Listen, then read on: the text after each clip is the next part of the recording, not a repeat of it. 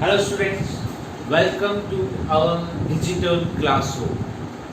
आज हम पढ़ने वाले हैं क्लास 12th फिजिक्स का एक chapter electrostatic.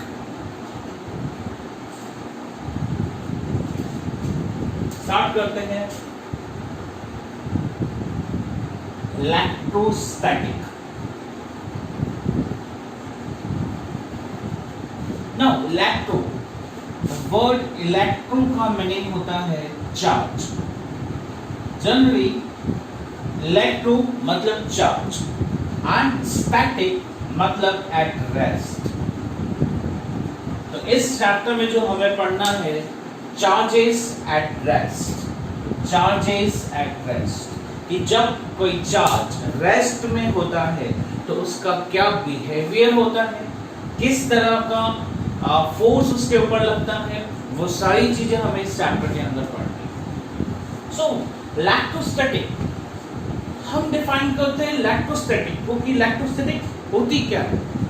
The electrostatic is the branch of physics which deals with the study of charges at rest. Electrostatic is the branch of physics. Is the branch of physics which deal with the study of charges at rest. एक physics की वो branch जिसमें हम charges के बारे में पढ़ते हैं, लेकिन कैसे चार्जेस जो कि रेस्ट में होते हैं, और हम उन चार्जेस के बिहेवियर के बारे में पढ़ते हैं। दो चार्जेस रेस्ट में हैं, उनमें क्या बिहेवियर होगा, किस तरह का फोर्स लगेगा, किस तरह की उनकी फील्ड्स होंगी, ये सारी चीजें हमें इस चैप्टर में पढ़ना है। स्टार्ट करते हैं इसको।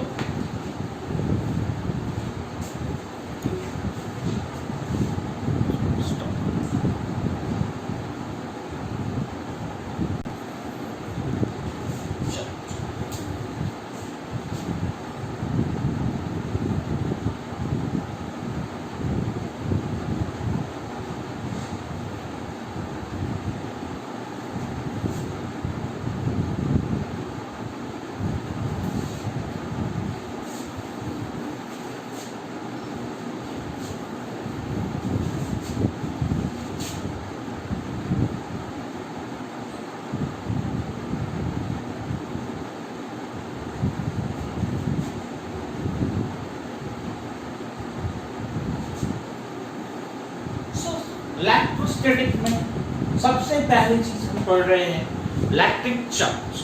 What is electric charge? Electric charge क्या होता है? So charge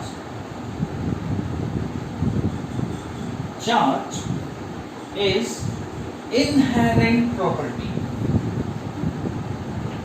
charge is inherent property of particle.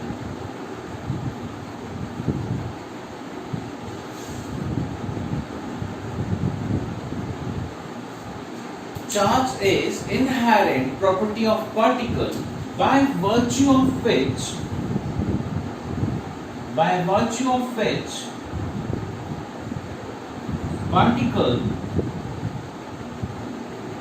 particles show electric and magnetic effect.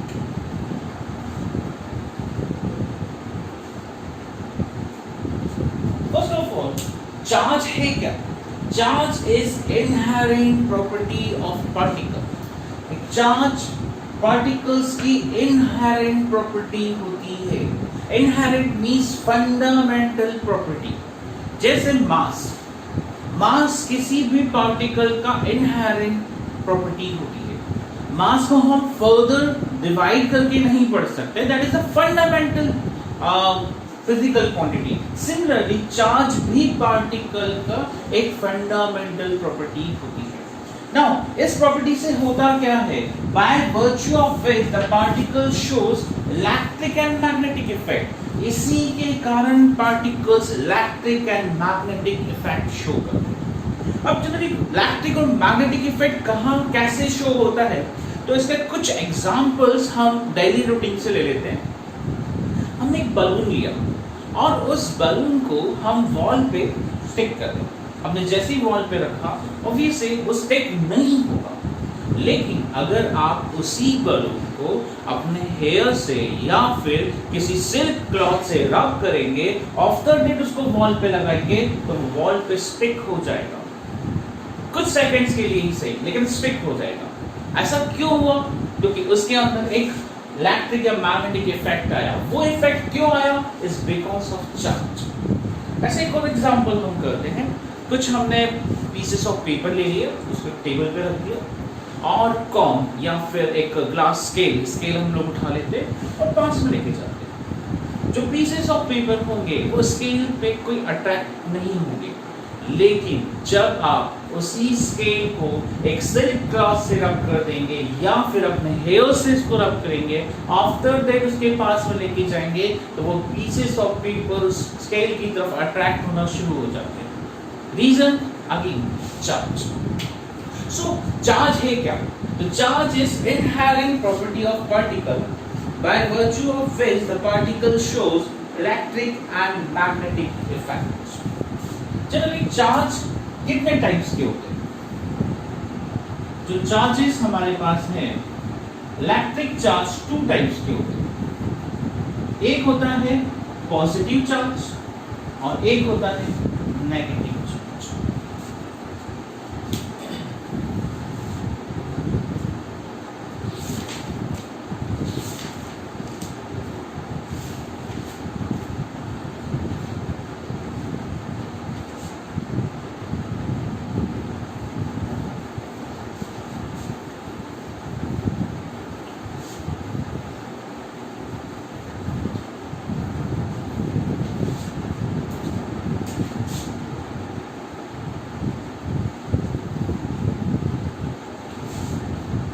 Type के चार्जेस हमारे पास होते हैं, पॉजिटिव चार्ज और नेगेटिव चार्ज।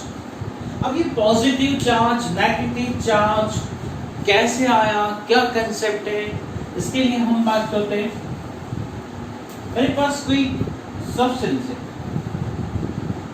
कोई कंडक्टर है and neutral. Neutral it means यहाँ पे नंबर ऑफ प्रोटॉन और number of electrons equal. Generally कोई सा भी मैटर हम कंसीडर करते हैं और हमने लोअर क्लासेस में पढ़ा है matter is consist of atom. Matter क्या होता है? एटम से बना हुआ होता है।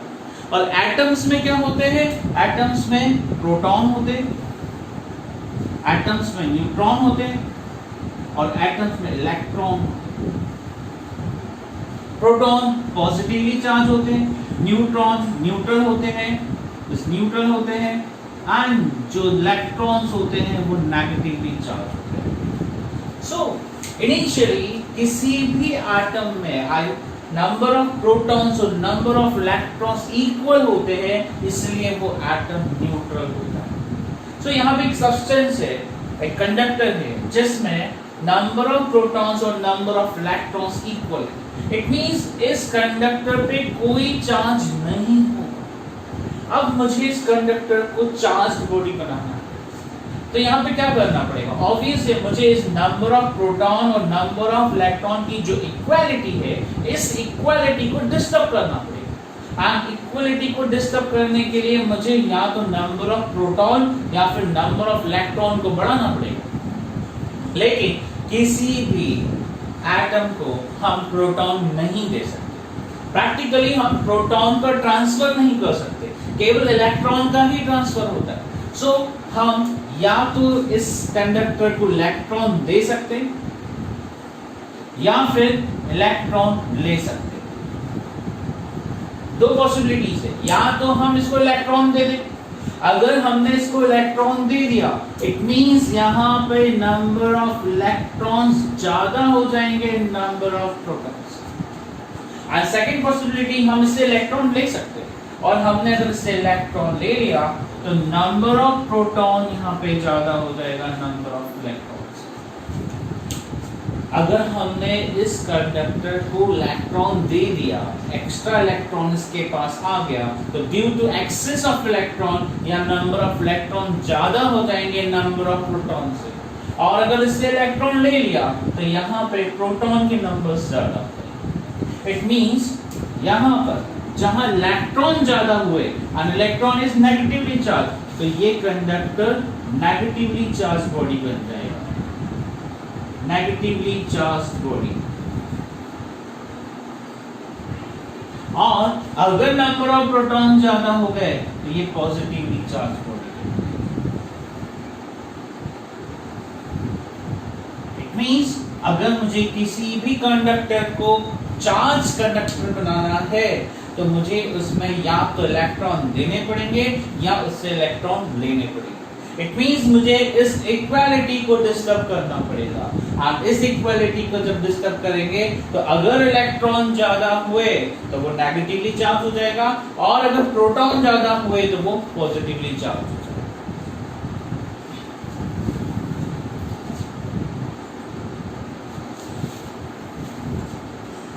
Now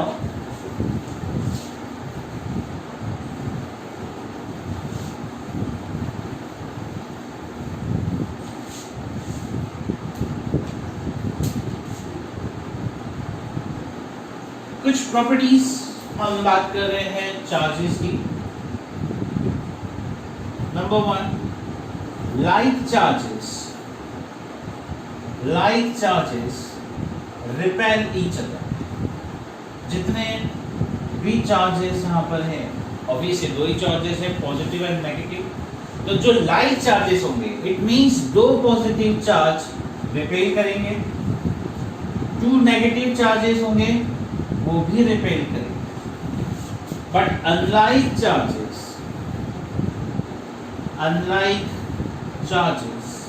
attract each other.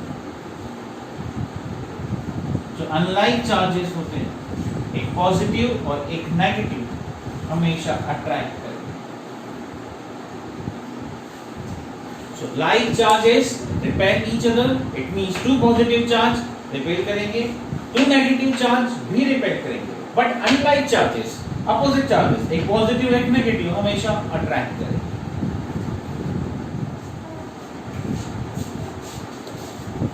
सो हमें जो पॉइंट्स मिल गए, पहला, charge is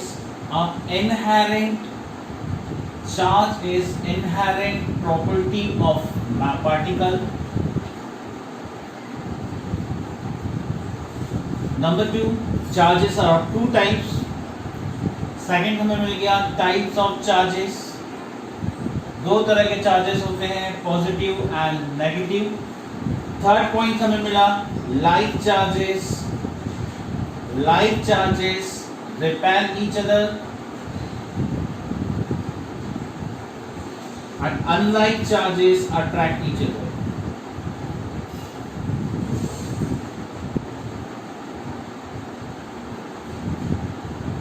and last point हमें मिला चार्ज की unit, that is the unit of charge, and unit of charge is coulombs।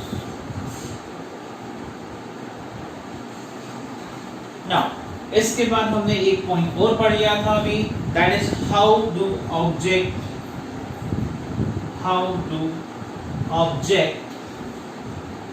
Acquire charge. किसी भी ऑब्जेक्ट में चार्ज कैसे आता है, जब हम उसके नंबर ऑफ प्रोटॉन और नंबर ऑफ इलेक्ट्रॉन की इक्वलिटी को डिस्टर्ब कर देते हैं। इट मींस जब नंबर ऑफ प्रोटॉन ज्यादा होते हैं तो पॉजिटिवली चार्ज हो जाता है, और जब नंबर ऑफ इलेक्ट्रॉन ज्यादा होता है तो नेगेटिवली चार्ज हो जाता है। ये था इलेक्ट्रिक चार्ज के बारे में। अब हम आगे बढ़ रहे हैं, चार्जेस के बीच में फोर्स कैसा लगता है।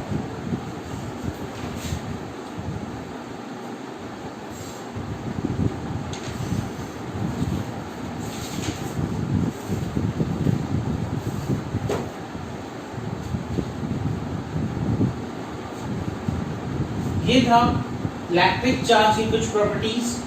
Now next topic is quantization of charges. ये था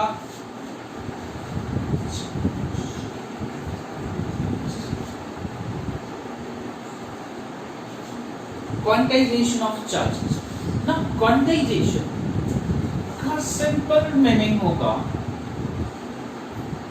अवेलेबल इन फिक्स्ड अमाउंट।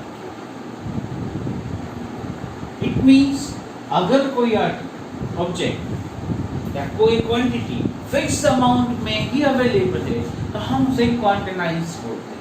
तो quantization of charges, it means charges भी हमें फिक्स्ड अमाउंट में ही मिलते हैं। नाउ फिक्स्ड अमाउंट का मीनिंग क्या हुआ? फॉर एग्जांपल मुझे चेयर्स परचेज करनी है, सो चेयर मैं 1 चेयर परचेज कर सकता हूँ, 2 चेयर परचेज कर सकता हूँ, 10 चेयर परचेज कर सकता हूँ, लेकिन 1.5 चेयर नहीं परचेज कर सकता, 3/4 चेयर परचेज नहीं कर सकता। इट मींस जो चेयर होगी वो हमेशा एक इंटीजर नंबर में ही अवेलेबल होगी। इट मींस चेयर का एक क्वांटाइजेशन होगा। सिमिलरली मार्कर मुझे परचेज करना है, मार्कर 1 मार्कर हो सकता है, 2 मार्कर हो सकता है, लेकिन 1.5 मार्कर नहीं हो सकता। सिमिलरली जो चार्जेस हम लोग बात करते हैं वो भी हमें फिक्स्ड अमाउंट में ही मिलते हैं। इट मींस जो हमारे पास सबसे स्मॉलेस्ट चार्जेस मिलने वाला है,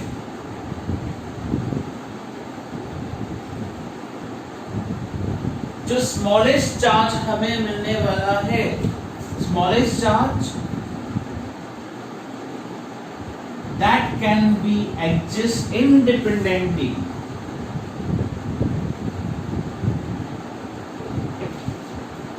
एक स्मॉलेस्ट चार्ज जो कि हमें इंडिपेंडेंटली मिलेगा is charge on electron, that is 1.6 into 10⁻⁻19 coulomb. और इसी चार्ज ऑफ इलेक्ट्रॉन को हम लोग E से रिप्रेजेंट करते हैं। Charge on electron is E और charge on proton, charge on proton भी numerically equal to 1.6 into 10⁻⁻19 coulomb होता है, बट इलेक्ट्रॉन पे नेगेटिव चार्ज होता है एंड प्रोटॉन पे पॉजिटिवली चार्ज होता है। ना अब चार्जेस का क्वांटाइजेशन का मीनिंग क्या हुआ? एक कंडक्टर है, इनिशियली उसके पास नंबर ऑफ प्रोटॉन्स और नंबर ऑफ इलेक्ट्रॉन्स इक्वल है। इट मींस ये कंडक्टर इनिशियली न्यूट्रल है, इस पे कोई चार्ज नहीं है। अब मुझे इसको पॉजिटिवली चार्ज बनाना है एंड पॉजिटिवली चार्ज बनाने के लिए मुझे यहां से इलेक्ट्रॉन हटाने पड़ेंगे। नाउ इस कंडक्टर से कुछ इलेक्ट्रॉन लूज हो गए, यहां से इलेक्ट्रॉन हट गए। जैसे इलेक्ट्रॉन हटेंगे नंबर ऑफ प्रोटॉन ज्यादा हो जाएंगे नंबर ऑफ इलेक्ट्रॉन से और ये पॉजिटिवली चार्ज बन जाएगा। नाउ की पॉइंट कि यहाँ पे जो इलेक्ट्रॉन रिमूव होंगे वो कैसे होंगे? 1 इलेक्ट्रॉन, 2 इलेक्ट्रॉन, 3 इलेक्ट्रॉन। अगर एक इलेक्ट्रॉन रिमूव होता है तो उस पर चार्ज आएगा 1e का। अगर 2 इलेक्ट्रॉन यहाँ से रिमूव हो गए तो यहाँ पे 2 इलेक्ट्रॉन रिमूव होने पे चार्ज हो जाएगा 2e का। और यहाँ पे 10 इलेक्ट्रॉन रिमूव हो गए तो चार्ज हो जाएगा 10e का। सिमिलरली अगर यहाँ पर n इलेक्ट्रॉन रिमूव हो रहे हैं तो जनरलाइज वे में मैं लिख सकता हूँ कि जो चार्ज होगा वो कितना होगा? Ne। पॉजिटिव नेगेटिव जो भी होगा that will be Ne। Similarly अगर मुझे इसको नेगेटिवली चार्ज बनाना है तो मुझे इसको इलेक्ट्रॉन देने पड़ेंगे, यहाँ पे एक्स्ट्रा इलेक्ट्रॉन देने पड़ेंगे जिससे नंबर ऑफ इलेक्ट्रॉन ज्यादा हो जाए प्रोटॉन से और ये नेगेटिवली चार्ज बन जाए। लेकिन इलेक्ट्रॉन कैसे जाएंगे? इंटीजर। इट मींस एक इलेक्ट्रॉन, अगर 1 इलेक्ट्रॉन गया तो फिर भी 1, अगर 2 इलेक्ट्रॉन गए तो 2e, 10 इलेक्ट्रॉन गए तो 10e, n इलेक्ट्रॉन गए तो ne। इट मींस यहाँ पे जो इलेक्ट्रॉन का ट्रांसफर होना है, जो इलेक्ट्रॉन का एक्सचेंज होना है वो हमेशा इंटीजर नंबर्स में ही होना है और इसी को हम बोल रहे हैं quantisation of charges. It means जो चार्जेस होंगे, जो भी चार्ज होगा that charge is always equal to Ne। जितने नंबर ऑफ इलेक्ट्रॉन वहां ट्रांसफर हो रहे हैं into E, where E is the charge on electron, that is 1.6 into 10 raised to power minus 19 coulomb. Now, law of conservation of electric charge. It means किसी भी isolated system में electric charge हमेशा conserved होता है. According to this law, the net charge of an isolated system remain constant. किसी isolated system जो net charge होता है, किसी भी आइसोलेटेड सिस्टम में जो नेट चार्ज होता है वो हमेशा कांस्टेंट होता है. इट मींस वो कंजर्व होता है. कई एग्जांपल कंसीडर करते हैं. फॉर एग्जांपल, एक ग्लास रॉड है और सिल्क रॉड है. यहां पे मैंने दो रॉड ली. इनिशियली ये न्यूट्रल है, इनके ऊपर कोई चार्ज नहीं है. इट मींस टोटल चार्ज जो है दैट इज 0. इनिशियल स्टेट में दोनों के पास कोई चार्ज नहीं है, दोनों ही न्यूट्रल रॉड्स हैं और टोटल चार्ज जो होगा दैट विल बी 0. इस आइसोलेटेड सिस्टम का जो टोटल चार्ज है दैट इज 0. अब हमने दोनों रॉड्स को रब किया लाइक दिस. जैसे ही हम दोनों रॉड को रब करेंगे तो कुछ इलेक्ट्रॉन्स ग्लास रॉड से सिल्क रॉड की तरफ जाएंगे. इट मींस ग्लास रॉड से कुछ इलेक्ट्रॉन निकल के सिल्क रॉड में चले जाएंगे एंड जिसके कारण silk rod will acquire a negative charge, क्योंकि यहां पे इलेक्ट्रॉन गए हैं, इलेक्ट्रॉन ज्यादा हो जाएंगे. एंड ग्लास रॉड से इलेक्ट्रॉन गए हैं तो ग्लास रॉड के पास इलेक्ट्रॉन कम हो जाएंगे, so it will acquire a positive charge. So rub करने के बाद जो ग्लास रॉड होगी उसके ऊपर पॉजिटिव चार्ज आ जाएगा और सिल्क रॉड के ऊपर नेगेटिव चार्ज आ जाएगा. लेकिन जितना नेगेटिव चार्ज सिल्क रॉड पे आने वाला है उतना ही पॉजिटिव चार्ज ग्लास रॉड पे आएगा, सच दैट कि इनका जो टोटल चार्ज होगा दैट विल बी 0. जितना नेगेटिव चार्ज सिल्क रॉड पे आएगा उतना ही पॉजिटिव चार्ज ग्लास रॉड पे आएगा. सपोज यहां पे 10 इलेक्ट्रॉन का ट्रांसफर हुआ है, सपोज कर लेते हैं, लेट कर लेते हैं 10 इलेक्ट्रॉन का ट्रांसफर हुआ है, तो यहां पे जो चार्ज आएगा वो 10 इलेक्ट्रॉन का आएगा और यहां पे जो चार्ज आएगा वो भी 10 इलेक्ट्रॉन का. Minus 10 electron plus 10 electron, that is net charge is 0. तो पहले जितना चार्ज था बिफोर रबिंग एंड आफ्टर रब जितना चार्ज हुआ that is equal. It means यहां पर जो चार्ज है वो कंजर्व्ड है. So law of conservation of electric charge में क्या बताता है? The net charge of an isolated system remain constant. किसी भी isolated system में जो net charge होगा that will be conserved.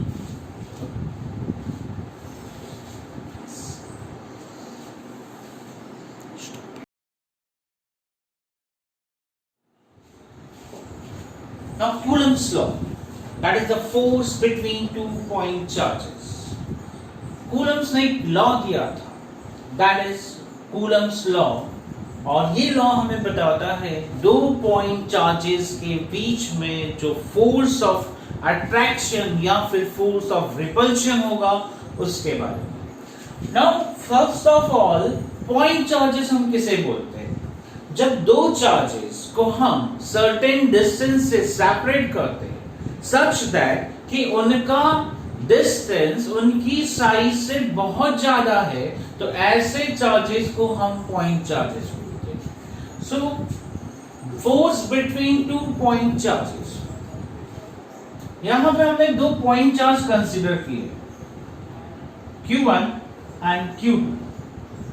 Consider 2 point charges separated at a distance of r from each other, और इनके बीच का जो डिस्टेंस है वो हमने r कंसीडर किया.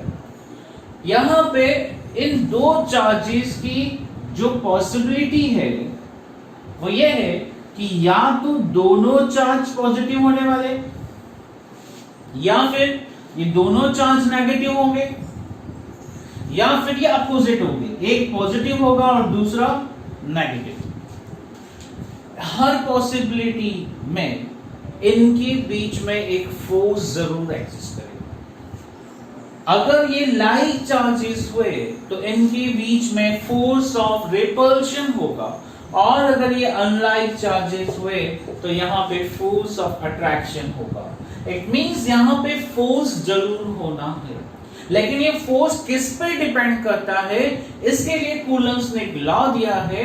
According to the Coulomb's law, the electrostatic force of interaction between two electric charges, कि दो इलेक्ट्रिक चार्जेस के बीच में जो फोर्स ऑफ इंटरेक्शन यहाँ होने वाला है is directly proportional to the product of magnitude of charges. First of all ये लॉ ये कहता है कि इनके बीच में जो फोर्स लगने वाला है that is directly proportional to the product of magnitude of charges. इन दोनों चार्जेस के मैग्नीट्यूड के प्रोडक्ट पे डिपेंड करता है। इट मींस जितने ज्यादा चार्जेस का प्रोडक्ट होगा, इट मींस जितना ज्यादा चार्ज होगा उतना ज्यादा फोर्स लगने वाला। फॉर एग्जांपल, एक केस हम कंसीडर करते हैं 1 कूलम और 3 कूलम, और सेकंड केस हम बात कर रहे हैं 2 कूलम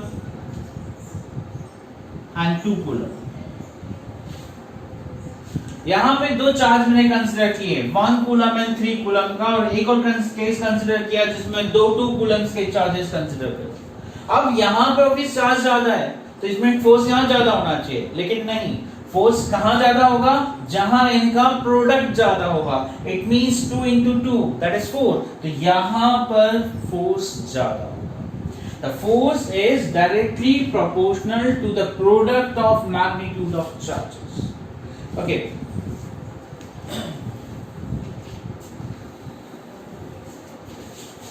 आगे स्टेटमेंट ये कहता है and inversely proportional to the square of distance between them, कि इनके बीच का जो डिस्टेंस है उसके स्क्वायर के इनवर्सली प्रोपोर्शनल है। It means F is inversely proportional to R square। It means जितना ज्यादा डिस्टेंस होगा उतना फोर्स कम होगा, जितना ज्यादा डिस्टेंस होगा उसके स्क्वायर टाइम्स यहाँ पे फोर्स कम होने वाला है। अगर डिस्टेंस डबल होगा तो फोर्स 4 टाइम्स कम हो जाएगा। तो जैसे जैसे इसका डिस्टेंस बढ़ता जाएगा दो चार्जेस के बीच में, उनका फोर्स कम होता चला जाएगा। एंड जैसे डिस्टेंस कम होता जाएगा, जितने चार्जेस पास में आते जाएंगे उतना इनका फोर्स भी बढ़ता जाएगा। सो कूलम्स ने जो लॉ दिया है इसको कंबाइन करते हैं इन दोनों स्टेटमेंट को, तो F is directly proportional to Q1 Q2 by R square। So F is proportional to Q1 Q2 by R square। Now constant of proportionality यहां से हटेगा, so F is equal to K Q1 Q2 by R square, where K is constant of proportionality, और जो K है ये medium पे depend करता है। So कूलम्स का लॉ ये कहता है the electrostatic force of interaction between two electric charges, दो इलेक्ट्रिक चार्जेस के बीच में जो फोर्स लगने वाला है is directly proportional to the product of charges and inversely proportional to the square of distance between them। और इसको कंबाइन किया तो हमें एक स्टेटमेंट मिल गया F equal to K Q1 Q2 by R square। Now it acts along the line joining two charges।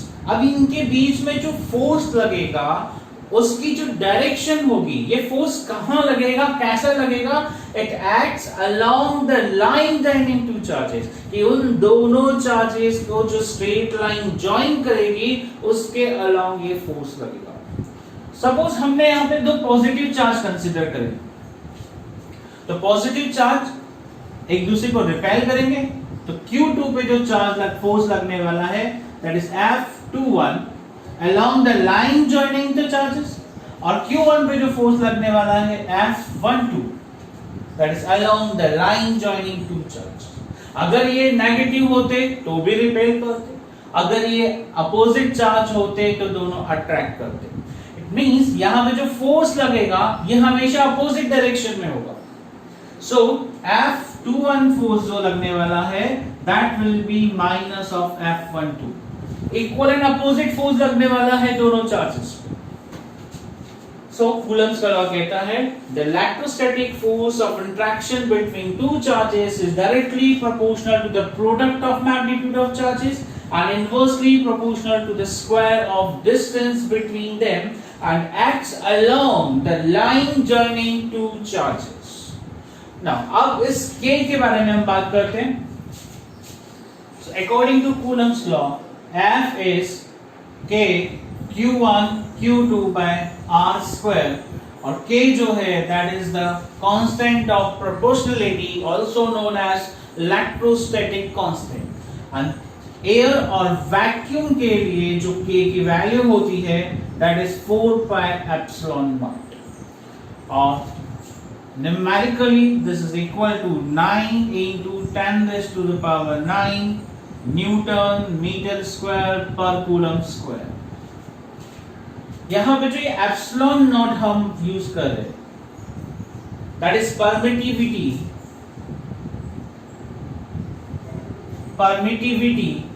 Of air और vacuum. Epsilon naught is permittivity of air और vacuum. Now permittivity क्या होती है? It means air और vacuum charges को कितना allow कर रहे हैं फोर्स के लिए, कितना परमिट कर रही है उस फोर्स को, that is the permittivity. So permittivity को डिटेल में हम आगे की क्लासेस में पढ़ने वाले हैं. सो अभी हम बात करते हैं permittivity of air. Epsilon not की जो वैल्यू होती है this is 8.854 into 10 raised to power minus 12. 8.854 into 10 raised to power minus 12 coulomb square Newton per meter square. That is epsilon naught, known as permittivity of air or vacuum. So Coulomb's law का जो हमारे पास statement बन गया F equal to 1 by 4 pi epsilon naught Q1 Q2 by R square.